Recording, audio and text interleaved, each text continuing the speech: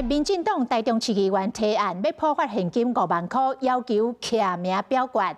结果拿入的议员就针对这件代志，是伫个议会冤甲真厉害，阁因为民进党的议员的助理要甲过程录影，国民党的议员气噗噗，要求助理离开现场，双方全起冲突。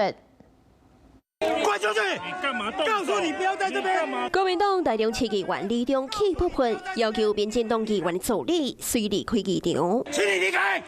请你离开！民进党议员也回呛，强调助理有申请工作证。没有关系，有工作，请你离开！请你离开！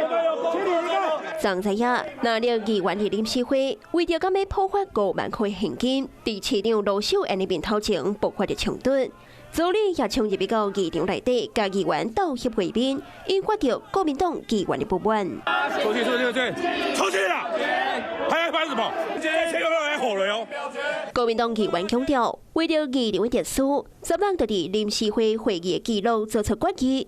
除了议员本人，其他人包括着助理，袂当参加议员伫议场内底任何活动，指控民进党违规，无将决议放在眼内。若助理可以随意向前靠近 主席台，那么异常的秩序将形同虚设，也可能造成不必要的冲突。民进党议会党团强调，这个决议只是会议记录，唔是强性。而且这张工作证明明就是议事组依照规定核发，炮轰国民党的议员滥用职权，侵害助理工作的权益。我完全没有任何挑衅，然后也没有攻击。我很害怕会不会再一次在议会的时候遇到他的时候，我会觉得不知道该怎么办。过去议员质询，定得爱准备手棒或者是海报。 助理为了翕画面，卖挡着摄影机的镜头，这个状况也是台中市议会惯例。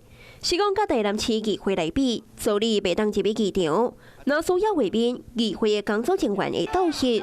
议场的秩序到底要安怎维护？台中哪里的议员，阁需要讨论共识。